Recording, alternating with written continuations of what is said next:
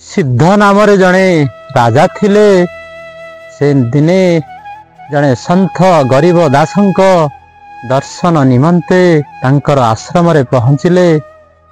निजर राजसिक अहंकार रे से प्रेरित होई से संथ गरीब दासंक कहिले, हे महात्मा, आपण को यदि कौनसी वस्तुर आवश्यक होई थाए ताहाले मते कहिबे, मु आपणक सेवारे तुरंत प्रस्तुत करिदेवी।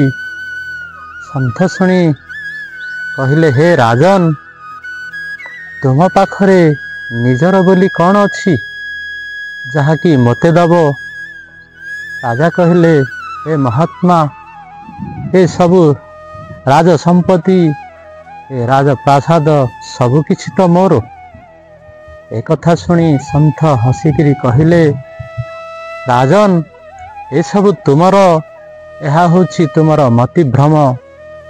तुमर माता पिता ए शरीर को तुमको देइछंती। ए धरित्री माता तुमको धन धान्य देइछंती।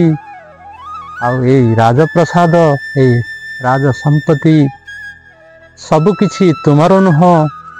प्रजांक कारण ही तुमे ही राजा हैछ। ए संसार रे तुमर बोली किछि नाही। तेणु संसार रे केवल धर्म ही सच्चा संपत्ति।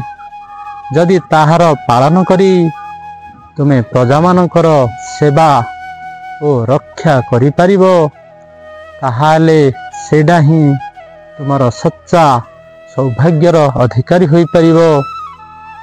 संथंकर एक कथा सुनी राजा निजर गर्व अहंकार निवृत्त होइथिले। ईश्वर उपस्थापनर उद्देश्य हला जे आमे मध्य छार मनुष्य जहाँ भी संपत्ति किछि पाइछे सेथिपाई आमे गर्व अहंकार करिबा उचित नुह।